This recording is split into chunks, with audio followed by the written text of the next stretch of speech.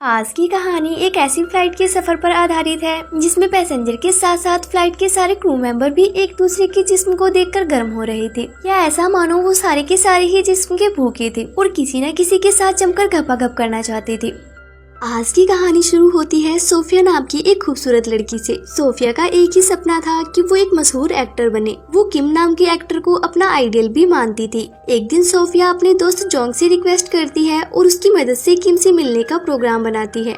अगले दिन जब सोफिया किम से मिलने उसके फार्म हाउस पर जाती है तो उसकी खूबसूरती देखकर किम के शरीर में आग लग जाती है। सोफिया उसे बहुत मानती थी, पर किम उसके साथ जबरदस्ती कर उसकी इज्जत लूट लेता है। किम के फार्म हाउस पर उस समय एक मूवी की शूटिंग चल रही थी, जिस कारण वहाँ बहुत सारे लोग मौजूद थे। जिस कमरे में किम सोफिया के साथ टिम कर रहा था, वहाँ फर्श पर एक माइक ऑन पड़ा था और कमरे में जो कुछ भी हो रहा था वो सारी की सारी आवाजें बाहर सुनाई दे रही थी। सोफिया की चीखें सुनकर जोंग उसे बचाने आता है, मगर उसने आने में देरी कर दी थी। सोफिया की हालत देखकर जोंग को किम पर बहुत गुस्सा आ रहा था, पर वो होश से काम लेता है और सोफिया को संभालकर वहाँ से ले जाता है। अगले दिन पूरी मीडिया में ये खबर फैल चुकी थी कि किम ने सोफिया के साथ जबरदस्ती की। मीडिया वाले सोफिया को घेरकर उससे गंदे गंदे सवाल पूछने लगते हैं। तभी वहाँ जोंग आता है और किसी तरह उसे निकाल कर वहाँ से ले जाता है। कुछ देर बाद जोंग और सोफिया एक झील के किनारे बैठे थे। जोंग सोफिया से कहता है कि तुम्हें कुछ दिन कहीं घूमने के लिए चले जाना चाहिए, जिसके बाद वो दोनों ही हांगकांग घूमने का फैसला करते हैं। दूसरे दिन एक प्लेन में दो हरामी लड़के मोटू और पतलू बैठे थे।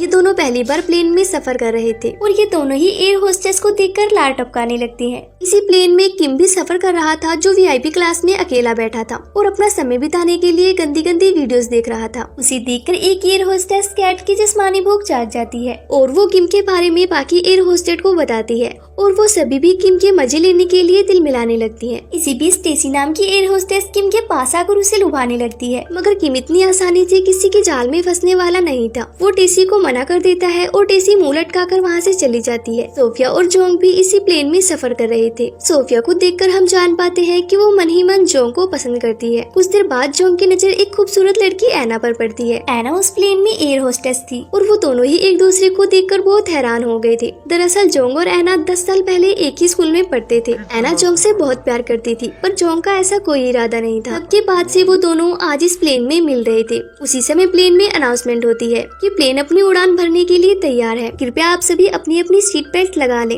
ये सुनते ही पतलू जल्दी जल्दी अपनी सीट बेल्ट लगाने लगता है, मगर तभी मोटू उसे रोकते हुए कहता है कि अबे गधे, खुद क्या सीट बेल्ट लगा रहा है, देखना अभी एयर होस्टेस आएगी और सीट बेल्ट लगाने में हमारी मदद करेगी। होता भी कुछ ऐसा ही है। तभी कैट उनके पास आती है और झुककर मोटू और पतलू की सीट बेल्ट लगाने में मदद करती है। कैट का बदन देखकर मोटू के तन बदन में आग लगना शुरू हो जाती है। उधर वीआईपी क्लास में किम अभी भी गंदी वीडियोस के मजे ले रहा था। उसे देखकर सभी लड़कियां सोचने लगती है कि इसे कैसे अपने जाल में फंसाया जाए, क्योंकि किम को देखने के बाद वो सभी जल्दी जल्दी उसके साथ मजा लेना चाहती थी। सबसे पहले लिसु नाम की लड़की कुछ ड्रिंक्स लेकर किम को लुभाने के लिए जाने लगती है, मगर उसी समय प्लेन का कैप्टन उसे पीछे से पकड़ के एक कैबिन में ले जाता है और उसे दबाकर पेलता है। कुछ देर बाद जोंग वॉशरूम में आता है और उसे वॉशरूम में आते हुए ऐना ने देख लिया था। मौका मिलते ही ऐना भी उसके पीछे पीछे वॉशरूम में घुस जाती है। ऐना की हिम्मत देखकर जोंग हैरान था और साथ ही साथ वो कांपने भी लगता है, क्योंकि उसके हाथों ने ऐना की छाती को महसूस कर लिया था। ऐना आज भी उससे 10 साल पुरानी बातें कर रही थी, जिनका आज भी जोंग के पास कोई जवाब नहीं था। थोड़ी ही देर बाद बड़ी मुश्किल से जोंग वॉशरूम से बाहर आता है, पर उसी समय वहाँ सोफिया भी आ जाती है और वो जोंग के साथ साथ ऐना को भी वॉशरूम से बाहर निकलते हुए देख लेती है। सोफिया ऐना और जोंग के बारे में जानती थी, पर वो इसके बारे में कुछ नहीं बोलती और वहाँ से चली जाती है। उधर किम के पास फिर टेसी आती है।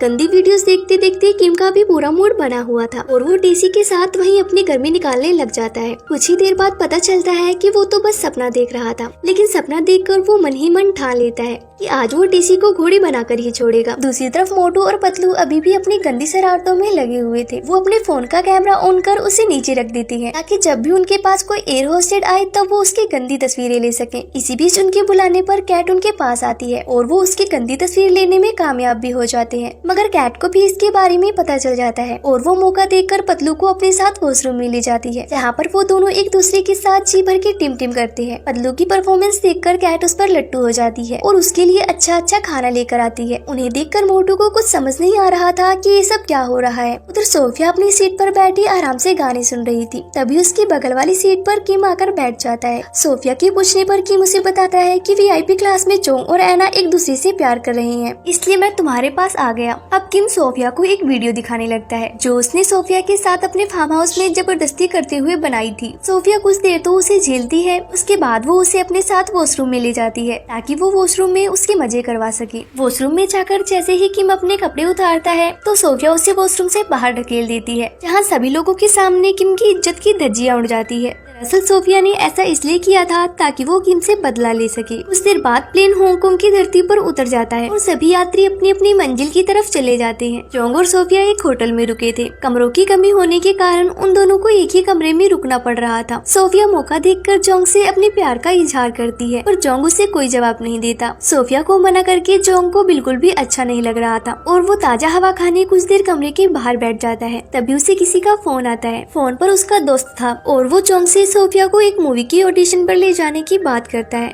उससे बात करने के बाद वो कमरे में आता है और सोफिया से माफी मांगकर सो जाता है। अगले दिन वो सोफिया को उसी डायरेक्टर के पास ले गया था जिसके बारे में उसके दोस्त ने बताया था। सोफिया की खूबसूरती देखकर वो उसे अपनी फिल्म में काम दे देता है। कुछ देर बाद शूटिंग शुरू हो जाती है। दरअसल ये एक गंदी फिल्म थी, पर सोफिया और जोंग इसके बारे में कुछ नहीं जानते थे। सीन शूट होने से पहले जोंग सेट से बाहर आकर बैठ गया था ताकि सोफिया आराम से शूटिंग पूरी कर सके, जबकि दूसरी तरफ सोफिया को अभी अभी पता चला था कि उसे गंदा सीन शूट करना है। क्योंकि ये काम जोंग उसके लिए लेकर आया था तो वो मना भी नहीं कर पाती और अपना मन मारकर सीन शूट करवाने लगती है। उधर बाहर बैठा जोंग अपना फोन देखने लगता है जिस पर सोफिया ने मैसेज भेजे थे। इन मैसेज में उसने फिल्म के बारे में बताते हुए लिखा था, मैं तुम्हारे लिए कुछ भी कर सकती हूँ, जबकि जोंग तो इसके बारे में कुछ भी नहीं जानता था। मैसेज देखकर वो भागा भागा जाता है और डायरेक्टर को पीटकर सोफिया को बाहर ले आता है। दरअसल जोंग भी सोफिया को पसंद करने लगा था और उसे इस बात का एहसास नहीं था। कुछ देर बाद मोटू और पतलू घूम फिर कर वापस जाने के लिए उसी प्लेन में सफर कर रहे थे जिसमें वो सवार होकर हांगकांग घूमने आए थे। एक बार फिर से उनकी मुलाकात कैट से हो जाती है। मोटू और पतलू कैट को दोबारा देखकर बहुत खुश होते हैं। उधर किम भी इसी प्लेन से वापस जा रहा था और जोंग और सोफिया भी इसी से सफर कर रहे थे। अब जोंग अपने दोस्त को फोन कर उसे बहुत बुरा भला कहता है क्योंकि उसकी वजह से सोफिया को आज वो करना पड़ रहा था जो वो कभी नहीं करना चाहती थी। फोन काटने के बाद जोंग वॉशरूम में जा रहा था और रास्ते में उसे फिर से ऐना मिल जाती है, पर वो दोनों ऐसे बर्ताव कर रहे थे कि जैसे वो दोनों एक दूसरे को जानते ही नहीं। जहाँ एक तरफ लोगों के दिल टूट रहे थे, वहीं दूसरी तरफ कुछ लोगों के दिल एक हो रहे थे। पतलू को कैट से प्यार हो गया था और कैट भी उसे दिल दे बैठी थी। प्लेन के लैंड होते ही कैट एयर होस्टेस की जॉब छोड़कर पतलू के साथ अपना घर बसाने का फैसला करती है। जोंग और सोफिया गए तो साथ साथ थे, लेकिन एयरपोर्ट से निकलते अलग अलग हैं। जोंग अपने रास्ते और सोफिया अपने रास्ते हो गई थी। तभी सोफिया को एक फोन आता है। ये फोन ऐना का था और वो उसे गालियाँ दे रही थी। वो सोफिया को गालियाँ देते हुए कहती है कि आज तुम्हारी वजह से जोंग ने मुझे ठुकरा दिया। उसकी बात पूरी होने से पहले ही सोफिया ने फोन काट दिया था। दरअसल इसकी बातें सुनकर उसे पता चल गया था कि जोंग भी उससे प्यार करता है, इसलिए अब वो जल्दी जल्दी जोंग के पास जाती है और उसे गले लगा लेती है। और इसी के साथ इस कहानी का यही अंत हो जाता है।